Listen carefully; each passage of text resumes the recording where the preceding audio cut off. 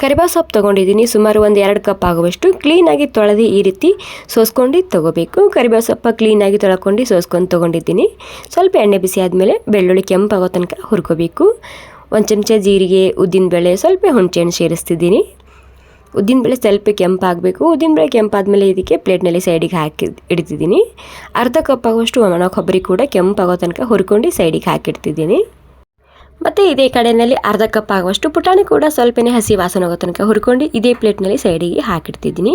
ಎಲ್ಲನೂ ಒಂದೇ ಪ್ಲೇಟ್ನಲ್ಲಿ ಹಾಕಿಡ್ತಿದ್ದೀನಿ. 1 ಕಪ್ ಆಗುವಷ್ಟು ಶೇಂಗಾ ಬೀಜ ತೊಗೊಂಡಿದ್ದೀನಿ. ಕೊಬ್ಬರಿ ಪುಟಾಣಿ ಅರ್ಧ ಕಪ್ ಇರಲಿ, ಶೇಂಗಾ ಬೀಜ 1 ಕಪ್ ಆಗುವಷ್ಟು ತೊಗೋಬೇಕು.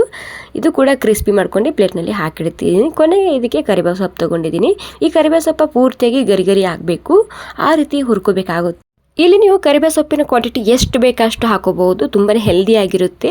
ಇವಾಗ ನೋಡಿ ಎಲ್ಲನೂ ಸೇರಿಸಿ ಪೂರ್ತಿ ತಣ್ಣಗಾಗೋ ತನಕ ಬಿಡಬೇಕಾಗುತ್ತೆ. ತಣ್ಣಗಾದ್ಮೇಲೆ ಇದಕ್ಕೆ ಮಿಕ್ಸಿಗೆ ಹಾಕ್ತಿದ್ದೀನಿ. ರುಚಿಗೆ ತಕ್ಕಷ್ಟು ಉಪ್ಪು, ರೆಡ್ ಖಾರದ ಪುಡಿ ಹಾಕ್ಕೊಂಡಿನಿ. ಸ್ವಲ್ಪ ಬೆಲ್ಲ ಕೂಡ ನಾನು ಹಾಕ್ಕೊಂಡಿದ್ದೆ, ಸ್ಕಿಪ್ ಆಗಿದೆ. ಏನಿಲ್ಲ, ಇದನ್ನು ಈ ರೀತಿ ರುಬ್ಕೊಂಡ್ರೆ ಸಾಕು. ಸೂಪರ್ ಆಗಿರುವಂತಹ ಕರಿಬೇವು ಸೊಪ್ಪಿನ ಚಟ್ನಿ ರೆಸಿಪಿ ರೆಡಿ ಆಗುತ್ತೆ. Thank you so much.